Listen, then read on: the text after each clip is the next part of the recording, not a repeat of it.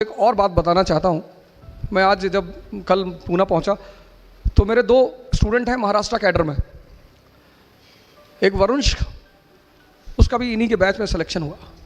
तो उसने मुझसे कहा सर आपने मुझे नहीं बुलाया। एक आईएएस है, उन्होंने कहा कि सर ये तो बेईमानी है सर। और दोनों लोग आए हैं पर यहाँ नहीं आए, भाई ऑफिसर हैं तो प्रोटोकॉल नहीं आ सकते।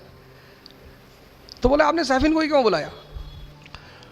बुलाने के लिए तो खैर पूरी दुनिया पड़ी होती है, लेकिन इस आदमी की बड़ी विशेषताएं हैं। पहली, 22 साल इस उम्र में अगर ये आदमी को ये समझ में आता है कि मुझे क्या करना है, ब्लेसिंग। दूसरी विशेषता, अकबर है ये। अभी मैंने बाहर नेपोलियन कह दिया था, फिर मैंने अमेंड किया अपने आप को कि नहीं नहीं अकबर है, हमेशा जीता। नेपोलियन तो बाद में हारा, नाम उसने भी बहुत कमाया। तो मैंने इनको अभी सुबह कहा कि तुम नेपोलियन हो, फिर मैंने कहा नहीं नहीं अकबर। आप इस आदमी के सोच देखिए, सोच। मैं तो इतना भी नहीं बोलना चाहता था, मैं चाहता था यही आपसे बोले। दूसरी बात, मेंस के समय इस आदमी का पैर टूट गया। जज्बा देखो यार। मेरा ऐसा नहीं कि मैं कोई आईएएस बन गया तो मैं उसका ना जाओ, पर इस आदमी से मेरा एक विशेष कुछ है। लोग ऐसा नहीं सिर्फ इन्हीं से, ऐसे मेरे कुछ स्टूडेंट हैं जिनसे मेरा एक बड़ा विशेष लगाव है।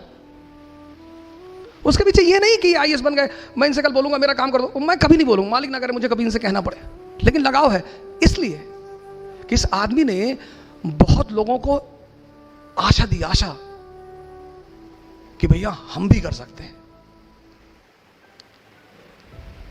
नहीं तो आदमी इतना बहाना बनाता है। मेरे दोस्त हैं, उनके भाई हैं, चपरासी हैं बैंक में। उन्होंने पढ़ाई छोड़ दी थी 10th के बाद। मैंने कहा चाचा पढ़ाई क्यों छोड़ दी? बोले हमारे पापा ने हमको साइकिल खरीद के नहीं दी। इंसान की सबसे बड़ी कमजोरी बहाने बनाना।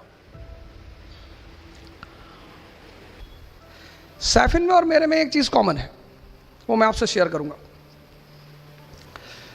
मेरी माँ लॉयर हैं, एडवोकेट। मेरे फादर पोस्ट ऑफिस में थे। हम बड़ी लोअर मिडिल क्लास से थे। तो मेरे पिताजी ने मेरी माता जी को पढ़ाया। हमारे पास 10 बीघे ज़मीन थी उस वक्त। तो 5-6 बीघे ज़मीन तो माता जी को पढ़ाने में बिक गई, 5 बची। तो जब मैं बड़ा हुआ, बाहर निकला, बाहर पढ़ने के लिए मैं दिल्ली आया। फिर और प्रोसेस की ज़रूरत पड़ी। मेरी बहन वो भी आई दिल्ली पढ़ने के लिए। तो पैसे तो थे नहीं घर में। तो ये हुआ कि भाई अब क्या करें? माता जी ने कहा कि ज़मीन बेच दो। तो मेरे पापा ने कहा यार 5 बीघे और बच्चे हैं, इसको भी बेच दोगी तो खाएंगे कैसे? अबे उन्होंने कहा बेच दो यार, लड़का हमारा अरबों डॉलर का, बेच दो। तो कुछ भगवान की वो थी कि मैं सुन रहा था उन दोनों आदमी की बात है। बेच दिया साहब ज़मीन। हम तो चले आए, पढ़ते रहे। तो जब मेरा आईएएस के लास्ट अटेम्प्ट में मेंस नहीं हुआ तो मेरी स्थिति एकदम, मतलब मैं उसे बयां ही नहीं कर सकता, उस पर मैं जाना ही नहीं चाहूँगा। 7 महीने बड़ी अजीब सी स्थिति में रहे, क्योंकि हम जो मिडिल क्लास के लोग हैं ना, उनके लिए ये सब तैयारी नहीं है। हमें नौकरी नहीं चाहिए, हमें जगह बनानी है। और सर अगर आपको लगता है कि ज़िंदगी में लड़ाई नहीं करनी पड़ेगी तो आप गलतफहमी में जी रहे हैं सर। लड़ना है सर, ज़िंदगी का मतलब लड़ना। अब आप डिसाइड करो कि कहां। चपरासी बन गए सरकारी एसबीआई में, कितनी सैलरी? 25,000। आप सोच के देखो, अगर आप में से बहुत सारे लोग होंगे जिनका महीने का खर्चा 15,000 रुपया होगा, आपका अपना। और अगर आपके घर में 3 भाई बहन हैं तो 45-50 हज़ार तो आप ही लोग खर्चा करते हो। आप सोच को देखो, अगर आपको 25,000 सैलरी मिली तो आपका घर कैसे चलेगा? वो लड़ाई नहीं है। आपका तो भाई साहब पढ़ाई करने में बड़ा लड़ाई करना पड़ता है। सर जिंदगी का मतलब लड़ाई है सर, लेकिन कैसे? हंस हंस के। आपने किसी को चाटा मारा, हंस रहे कि भाई साहब मजा आ रहा है, एक मार दो भाई साहब। गुस्से में नहीं मारना है। जिंदगी मतलब लड़ाई, और लड़ाई मतलब हंस हंस के लड़ना, तभी जीतोगे। फिर मैं वापस आया। फिर मेरे एक दोस्त हैं, वो कोचिंग चलाते थे इलाहाबाद में, तो उन्होंने मुझे बुलाया, बोले अवध भाई हमारे एक पुराने टीचर हैं, वो भाग गए हैं, तो आप जरा आगे पढ़ा दो। तो मेरी एक्सीडेंटल एंट्री हो गई इसमें। तो पढ़ाने लगा, तो पहले दिन मैं गया पढ़ाने, तो करीब 50-50 लड़के थे, तो उसमें आधे से ज़्यादा चले गए। मैंने कहा ये क्या हो गया यार। मेरा दोस्त भी बड़ा नाराज हुआ कि क्या पढ़ा दिए यार, सब लड़के भाग गए। फिर मेरे एक सीनियर थे, मैंने कहा यार पढ़ाया तो मैंने बहुत, बोले यही गड़बड़ कर गए, ज़्यादा नहीं पढ़ाना, थोड़ा थोड़ा पढ़ाओ। ये पढ़े लिखे लोग हैं बड़े, इनको बता दो करना क्या है, इनको स्पून फीडिंग मत करो। फिर मैं पढ़ाने लगा, पढ़ाते पढ़ाते एक नया लाइफ मिली। मेरा पहला स्टूडेंट जो आईएएस हुआ वो राजू शुक्ला, अभी झांसी में है। उसके बाद मुझे वो बड़ा अजीब सा लड़का था। मैंने उससे पूछा कि यार अकबर के बारे में कुछ जानते हो? कहा सर अकबर औरंगजेब ये सब भाई भाई थे। तो मैंने कहा यार इससे काम, अभी झांसी में है, मैं अगली बार लेकर आऊंगा, भगवान ने चाहा तो, मालिक ने चाहा मैं उसे लेकर आऊँ, मैं उससे भी मिलाऊंगा कि देखो ऐसे लोग। दिशा, पहली चीज मैंने आपको बताया समझना। दूसरी चीज जो मैं आपको बता रहा हूं, जिंदगी में जो सबसे इंपॉर्टेंट चीज है वो है डायरेक्शन। जीत कोई भी सकता है। दुर्योधन की तरफ से महाभारत के युद्ध में कौन खड़ा है? द्रोणाचार्य, प्रोफेसर। स्टूडेंट भी हार गया और टीचर भी हार गया और दोनों मारे गए। लेकिन अर्जुन की तरफ से खड़ा हुआ है कृष्ण, वो कोच है। इस फर्क को समझिएगा। कोच का काम है दिशा देना। दुनिया के जितने धर्म हैं, इस्लाम, हिंदुइज्म, जिसने, सबने गुरु को बड़ा सम्मान दिया है, बहुत। मैं कश्मीर जाता हूं तो मुस्लिम डोमिनेटेड एरिया है, लेकिन इतना वो सब सम्मान वहां पे करते हैं लोग।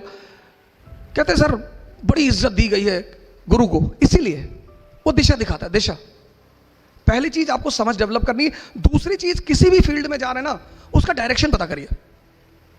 हम साइफन की बात कर रहे हैं, फिर इस फील्ड में मालिक ने शायद सर पे हाथ रख दिया और कायदे की कहानी चल पड़ी। फिर मैंने कई सारी कोचिंग पढ़ा है। मैं बाद में वाजीराम में आ गया। वाजीराम में 20-20 हज़ार लड़के, और हमारा बॉस बड़ा अच्छा है, वो हमें लिफाफे में पैसा नहीं देता, बोरे में देता है। कहता बोरा ले आओ और भर लो। तो मैं अपने घर गया, तो जिनको हमने अपनी जमीन बेची थी, मैंने उनसे पूछा कितना पैसा लोगे? जितना तुम सोच सकते हो उसका डबल दूंगा, जमीन वापस कर दो। उसने कहा कि 20 लाख की है। मैंने कहा 40 ले लो, पर मेरे नाम पे कर दो। हमारे माँ बाप मतलब भगवान।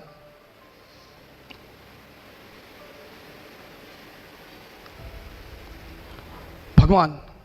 सैफिन आए, अम्मी इनकी नहीं आई किसी कारण से, मैंने बुलवाया जबरदस्ती, क्योंकि जब मैं पहली बार इनकी वीडियो देखा तो मुझे लगा यार मेरी माँ है ये। ऐसे उन्होंने भी स्ट्रगल किया, और आज उसने मतलब ऐसे मुकाम पे बिठा दिया कि आपका जो सबसे बड़ा जिम्मेदारी है दुनिया, और कोई जिम्मेदारी है ही नहीं, बाकी अपने आप चलेगी। वह जिम्मेदारी ये है कि आपके माँ बाप आप पर फख्र करें। ये बात अपनी जिंदगी में रखिए, फख्र किसी भी बात पर, किसी बात पर, कि मेरे बेटे ने हिंदुस्तान पे कब्जा कर लिया। समझिए, दिशा देखिए, दिशा। मेरे दोस्त हैं दानिश फिरोज शमसी, कहते हैं मैं नमाज कभी छोड़ता नहीं, मालिक मेरी सुनता नहीं। तू नमाज कभी पढ़ता नहीं, तेरी इतनी सुनता है, मुझे कहते हो। मैंने कहा पता क्यों सुनता है? क्योंकि अगर मैं एक ब्रेड भी खाता हूं ना सड़क पे खड़े होके, तो मैं उसको शुक्रिया कहता हूं कि तेरी मर्जी से खा रहा हूं। मालिक की सबसे बड़ी चीज क्या है? शुक्रिया। आईसीयू में जाके देखो, आईसीयू जाना, आईसीयू, कभी आईसीयू जाओ हॉस्पिटल के, वहां लोगों को देखो जो 25-25, 30-30 दिन से लेटे हैं, गाजर का पानी पी रहे हैं। तो जब बिरयानी खाओ तो आईसीयू को याद कर लो, शुक्रिया के भाव पैदा हो जाएंगे, और जैसे ही पैदा होंगे रिजल्ट मिलना शुरू हो जाएगा। दिशा, नमाज पढ़ो, पूजा करो, तैयारी करो, कुछ भी करो, दिशा। अगर दिशा सही नहीं है ना सर, आपको कहीं रिजल्ट नहीं मिलेगा। मालिक ने इतनी बड़ी कायनात बना रखी है, आपके सजदे का थोड़ी भूखा है वो, पर उसे लगता है कि आपको भी, जैसे आप किसी के लिए कुछ करते हो तो आप एक्सपेक्ट करते हो कि ये मुझे कुछ थैंक यू बोलेगा, गिफ्ट देगा। जैसे आप करते हो ऐसे वो भी शायद करता होगा। और आपको कुछ देना ही नहीं, शुक्रिया। यही इसीलिए वो मालिक है, हमें कुछ देना ही नहीं। ऐसा कहकर हम अपने आप को बचाते भी है, ये भी एक फायदा है हमारा कि हमें कुछ देना ही नहीं, देना तो घर पड़ता ही है। समझ और दिशा,